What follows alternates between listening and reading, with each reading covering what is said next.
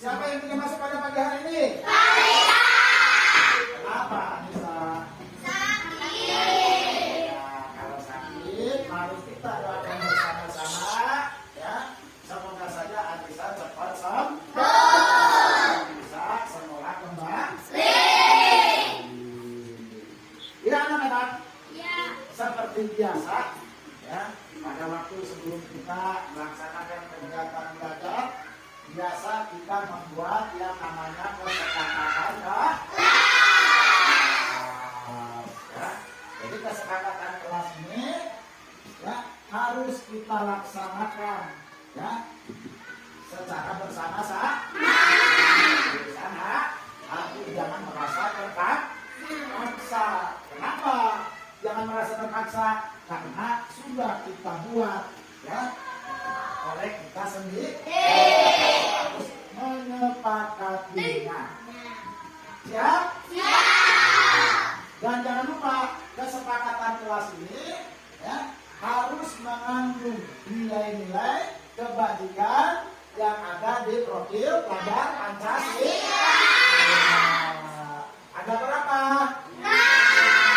Iya, coba nyanyikan bersama-sama seperti biasa. Ayo. 1, 2, 3. Pada Pancasila beriman dan bertakwa pada Tuhan yang Esa dan beralam mulia, penuh dengan perubahan, gotong royong mandiri, kreatif dan menolak kritis. Iya, ya. Itu tadi yang kamu nyanyikan tadi merupakan nilai-nilai kebajikan yang ada di profil pelajar Pancasila. Ya. Sekarang ya, berarti kita tinggal membuat ya, yang namanya tadi apa kesepakatan ke? Ya. Sudah siap? Siap. Sekarang kamu inginkan nanti dalam membuat kesepakatan kelas ini, ya ini kan ada 3 kelompok ya. Jadi kelompok 1, kelompok 2, dan kelompok 3. Nanti kelompok 1 ya, membuat kesepakatan kelas nanti tempel di depan papan tulis. Nah, nanti Agus akan kasih sticky note. Ya. Bisa, mengerti? Bisa. Kalau bisa, ya silakan nanti tulis pada. Nah, ini. Satu anak satu, nanti tinggal tulis ke depan masing-masing kelompok.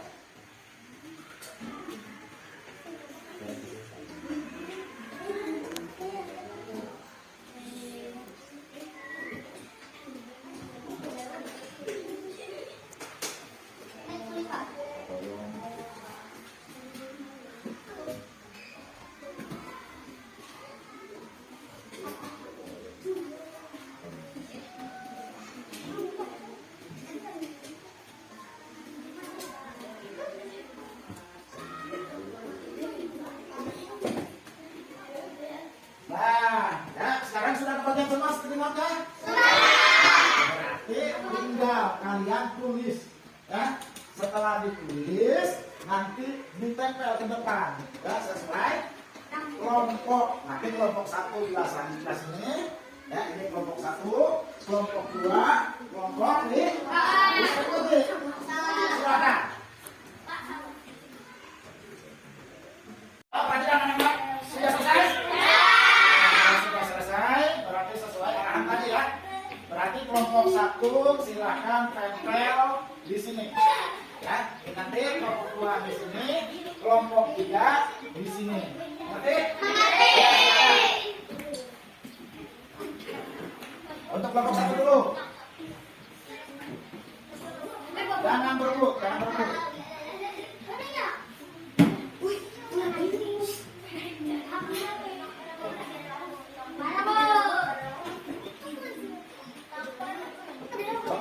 Sudah duduk, kalau sudah duduk.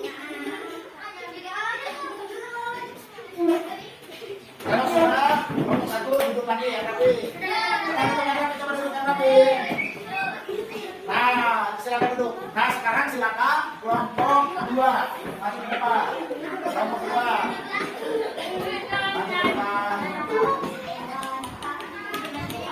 Pulang ke depan. Silakan tempel sini. Tempel sini. Nah. Oh. Nah. Jelas buat, nah berarti sekarang tinggal bagian pokok di maju depan. Silakan tempel sini. Sini berarti pokoknya.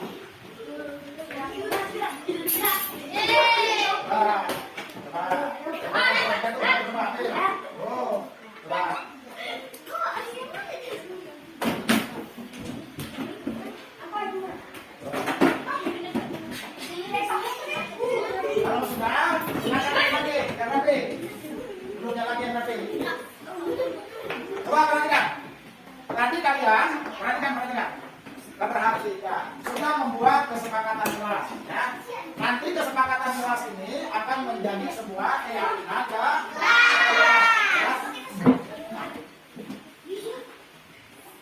Nanti, ya, yang ini sudah kalian buat ini apa? Ya, saling menghargai, ya, saling menghormati, ya, saling apa?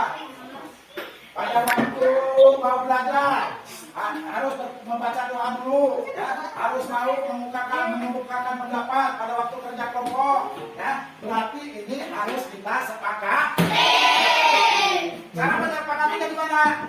Yaitu jangan terkena paksa. Harus timbul dari kesadaran diri sendiri. Kenapa? Karena ini merupakan hasil kesepakatan, hasil keyakinan keras yang kalian ya. Bisa dimengerti? Kenapa?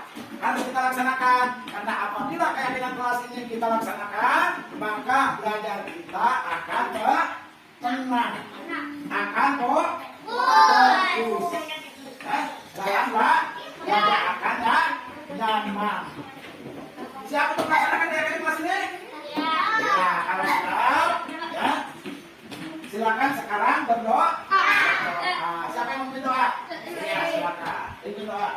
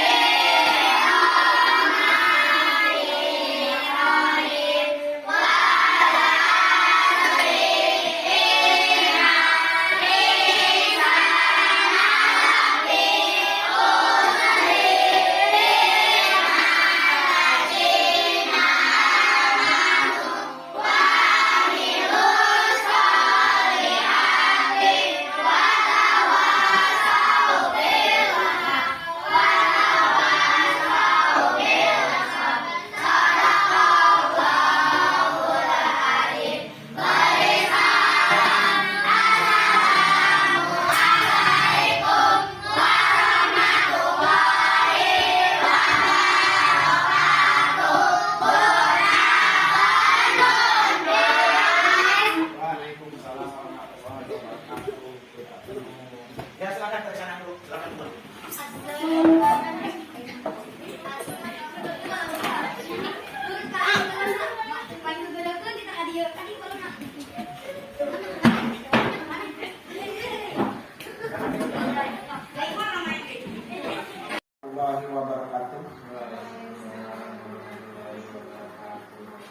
Alhamdulillahirabbil alamin wassalatu wassalamu ala asyrofil anbiya'i wal mursalin wa ala alihi wa sahbihi ajma'in amma ba'du. Yang saya hormati Bapak serta Ibu Guru SDN Kertawalia 3, kita panjatkan puji syukur kehadirat Allah Subhanahu wa taala di mana pada sore hari ini kita dapat berkumpul bersama-sama yaitu dalam acara aksi nyata, ya, yaitu modul 1.4 tentang masalah budaya positif. Bapak serta Ibu Guru yang saya hormati, perkenankan saya di sini akan menjelaskan tentang masalah judul aksi nyata, yaitu tentang membuat dan menerapkan kesepakatan atau keyakinan kelas dalam rangka penanaman budaya positif di kelas 4 SDN Kertawalia 3 berdasarkan pada nilai kebajikan profil pelajar Pancasila dan pengibasan praktik baik terkait konsep inti budaya positif pada rekan guru SDN Kertawalia 3. Bapak serta Ibu guru yang saya hormati, perlu kita ketahui bahwa tujuan pendidikan menurut Ki Hajar Dewantara adalah menuntun anak segala kodrat yang ada untuk mencapai kebahagiaan atau keselamatan yang setinggi-tingginya agar anak tersebut selamat serta bahagia baik sebagai manusia maupun dalam lingkungan masyarakat. Di sini perlu kita ketahui bahwa tadi tujuan pendidikan adalah menuntun. Ya. Berarti tugas kita sebagai pendidik adalah menuntun anak-anak kita agar selamat dan bahagia. Dalam artian, kita sebagai pendidik diibaratkan sebagai petani. Petani, misalnya petani dalam menanam padi, bukan berarti kita itu merubah padi. Tapi kita sebagai pendidik berkewajiban untuk memelihara padi tersebut, misalnya mengasih pupuk, menyemprot, dan lain sebagainya, hingga padi tersebut bisa dipanen seperti itu. Bapak serta Ibu guru yang saya hormati, di sini untuk mencapai suatu kebahagiaan yang setinggi-tingginya, mengingat anak mempunyai karakter serta bakat yang berbeda-beda, diperlukan yaitu dengan pembelajaran, pertama pembelajaran berdiferensi dan dengan menggunakan budaya positif. Apa yang dinamakan dengan pembelajaran diferensi? Pembelajaran diferensi adalah pembelajaran dengan menggunakan metode belajar yang berbagai macam cara ya untuk menghadapi anak-anak yang mempunyai karakter serta ada kebiasaan yang berbeda-beda. Terus yang kedua yaitu budaya positif. Bapak serta Ibu sudah tahu belum tentang masalah budaya? Coba ingin tahu apa arti dari budaya tersebut dulu. Barangkali ada yang tahu? Budaya itu apa? Cara hidup yang berkembang. Iya, corak hidup yang berkembang. Terus apa lagi? Barangkali budaya. Arti dari budaya dulu. Warisan. Warisan bisa. Terus jadi ya tadi udah betul apa yang dikatakan oleh Pak Rasim, cara hidup warisan ya. Cuma udah betul. Cuman yang dinamakan budaya di sini adalah adat kebiasaan. Ya, adat kebiasaan itu yang dinamakan dengan budaya. Terus positif, berarti yang namanya positif itu adalah yang baik. Ada kebiasaan yang baik. Misalnya di sekolah kita ya sudah ada yang sebenarnya kebiasaan yang baik. Misalnya ya sholat duha berjamaah setiap hari Jumat. Terus membiasakan ya salam, senyum, sapa ya seperti itu. Bahkan di sini Pak Ali ya udah membudayakan masalah yang namanya 5S, yaitu senyum, salam, sapa, sopan, dan santun. Nah, ya, ini merupakan suatu budaya. Ya. Di dalam menciptakan suatu budaya, ya, yang pertama kita lakukan yaitu dengan melakukan keyakinan kelas. Ya, dasarnya atau yang biasa dinamakan kesepakatan kelas. Jadi kalau kita, anak-anak kita kalau ingin mempunyai karakter yang bagus atau budaya yang positif, kita pertama yang dilakukan yaitu melakukan kesepakatan kelas. Apa yang dinamakan kesepakatan kelas? Yaitu guru berperan dalam mewujudkan terbentuknya keyakinan kelas dengan adanya kesepakatan antara guru dan murid mudah diingat, dipahami, dan harus diterapkan di lingkungan sekolah. Ya. Jadi pertama kita melakukan kesepakatan kelas. Jadi melakukan kesepakatan di dalam kelas ya, antara guru dan murid sehingga menimbulkan suatu keyakinan ke kelas seperti itu. Nanti kesepakatan kelas ini atau keyakinan kelas ini akan membentuk karakter siswa, ya, yang namanya ya, yaitu budaya sekolah atau budaya positif. Ya. Ini tidak terlepas, ya, berhubung kita sudah menggunakan yang namanya kurikulum merdeka, ya, berarti kita tidak terlepas dengan yang namanya profil pelajar Pancasila. Ya. Ada berapa profil pelajar Pancasila? 5. Hah? Ada 5, ada 6. Ada 5 berarti dikurangi. Ada 6. Ya, betul kata Bu Wiwi. Kalau ada ini tidak mengurangi. Ya.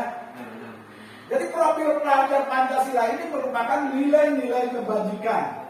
Ya. Yaitu yang pertama yaitu apa? Beriman dan bertakwa kepada Tuhan Yang Maha Esa dan berakhlak mulia. Terus kedua, berkebinakaan global. Terus yang ketiga, gotong royong. Keempat, kreatif. Kelima, bernalar kritis. Keenam, mandiri. Ya, itu nilai-nilai kebajikan yang ada di profil pelajar Pancasila. Ya. Jadi dalam membuat kesepakatan kelas juga seperti itu. Ya. Jangan terlepas dari yang namanya profil pelajar Pancasila. Ya. Lanjut. Di sini ya, perlu kita ketahui bahwa menurut Dr. William Glasser ada 5 kebutuhan dasar manusia, ya.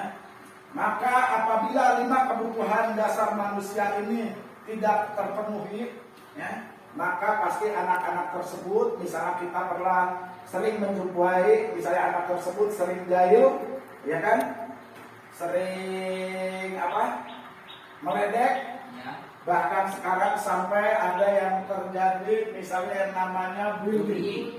Ya, ini akibat apa? Akibat tidak terpenuhinya 5 dasar kebutuhan manusia.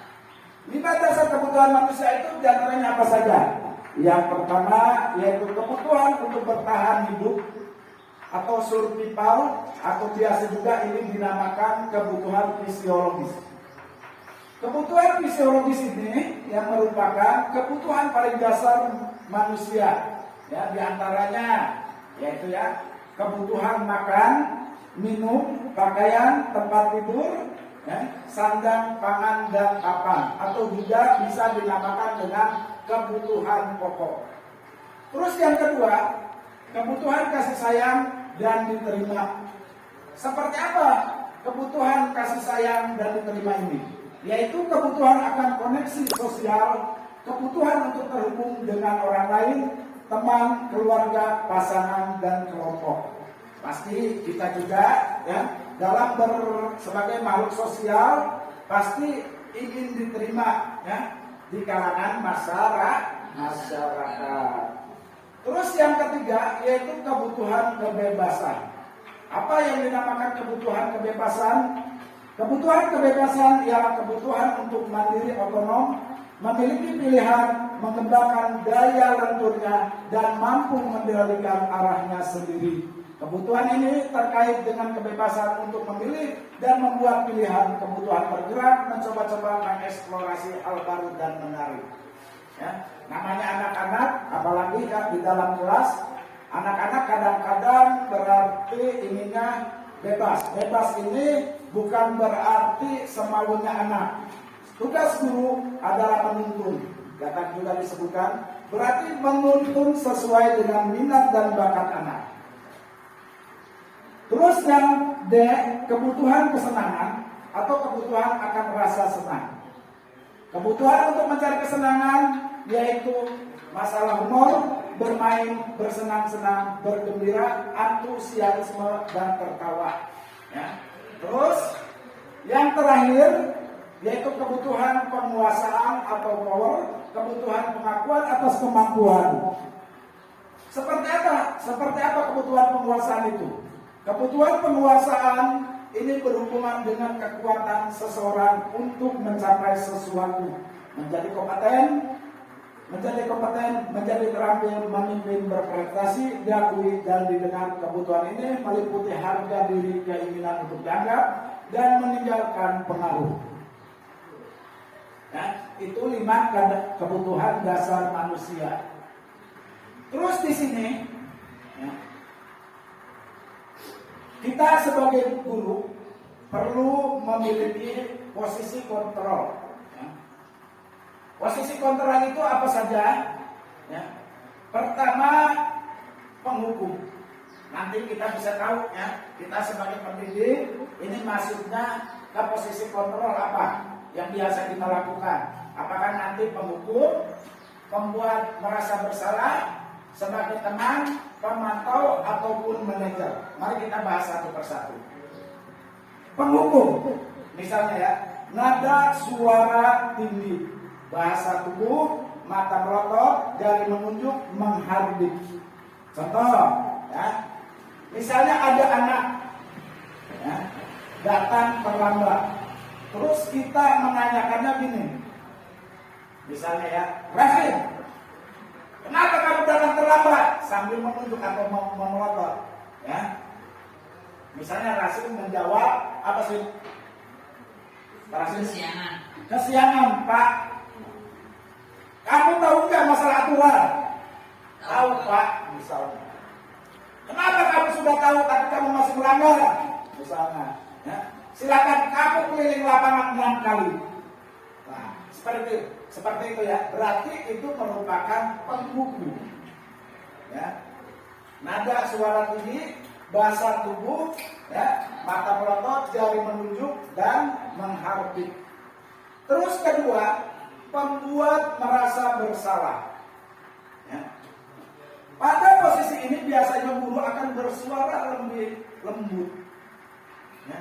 Kalau tadi misalnya penghukum nadanya tinggi, ya. Kalau pembuat merasa bersalah, ya, nadanya lembut. Misalnya, Rasim, kenapa kamu datang terlambat? Nanti Pak Agus akan dimarahi oleh Bapak Kepala Sekolah.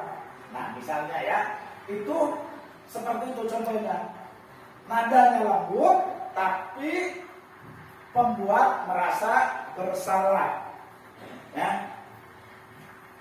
Terus yang ketiga, teman. Nah, kalau teman ini, ya, nada suaranya ramah, akrab, dan bercanda. Kalau kita menegur, berarti seperti orang bercanda. Seperti itu, berarti kita sebagai teman. Terus apa yang diakibatkan?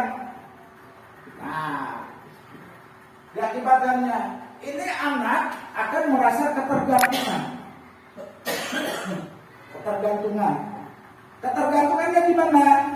Misalnya kalau dia itu dalam hidupnya tidak akan bisa mandiri. Misalnya kalau dia menghadapi suatu masalah, misalnya berhubung saya, misalnya oleh Pak Deden suka ditegur sambil bercanda gitu gini, berarti merasa teman. Ya. Jadi kalau ada masalah itu akan menggantungkan ke Pak Deden.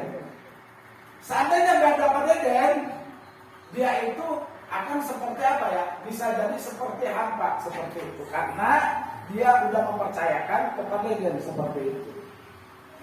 Nah, tadi lupa kalau penghukum, ya, bisa jadi saya lupa menjelaskan. Penghukum itu nanti yang diakibatkannya anak bisa jadi akan merasa dendam ke gurunya. Makanya banyak terjadi, ya, guru-guru misalnya ban motornya yang dikempesin bahkan sampai dikebukin. Itu akibat guru tersebut menggunakan penghukum seperti itu. Terus pembuat merasa bersalah, berarti kalau pembuat merasa bersalah, murid tersebut akan merasa tertekan seperti itu perasaannya. Kenapa? Karena tadi itu gurunya, ya, pembuat merasa bersalah. Terus yang keempat yaitu pemantau, mengawasi sesuatu aturan. Mengawasi sesuatu aturan itu bagaimana? Misalnya gini, di sekolah kita, ya misalnya aturan, misalnya ini Pak Ali menginikan aturan kelas Pak Ali, datang ke kelas tepat waktu, ya.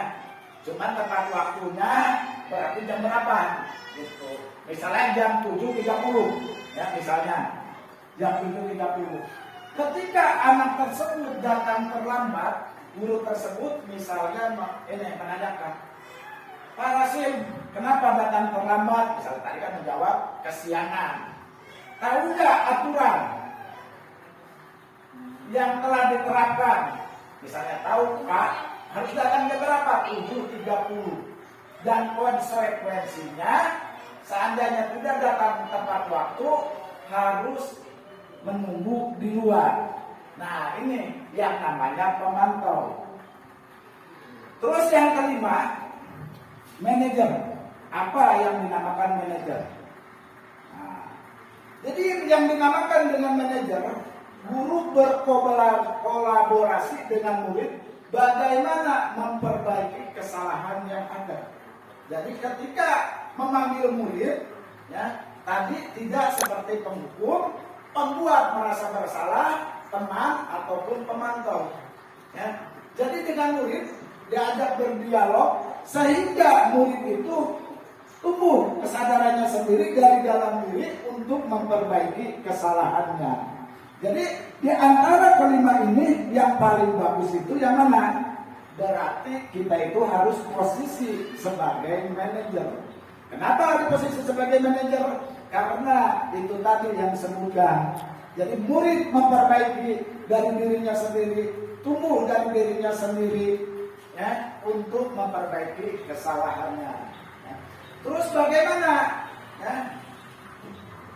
menghadapi permasalahan ini? Ada yang dinamakan dengan segitiga restitusi. Ya. Nah, apabila kita itu misalnya ya menghadapi anak bermasalah, misalnya kita memanggil anak, yaitu dengan menggunakan segitiga restitusi. Apa yang dinamakan segitiga restitusi? Yaitu sebuah cara menanamkan disiplin positif pada murid. Restitusi bukan untuk menembus kesalahan, namun untuk belajar dari kesalahan. Tujuannya untuk memperbaiki hubungan. Misalnya gini contoh. Ya. Jadi posisi manajer yaitu dengan ya triknya atau metodenya yaitu dengan menggunakan segitiga restitusi. Misalnya tadi Parasim, maaf ya Parasim, tapi takut Parasim. Misalnya Parasim tadi kesiangan, misalnya akibat malamnya nonton TV larut sampai larut malam. Nah, di sini segitiga restitusi itu ada validasi tindakan yang salah, ya. Terus menanyakan keyakinan, ya. Terus menstabilkan identitas. Nah, misalnya kita bahas satu persatu. Validasi tindakan yang salah. Bagaimana menanyakannya? Nah, misalnya gini. Parasim, kamu tentunya punya alasan. Nah, misalnya akibat datang terlambat. Mengapa melakukan itu?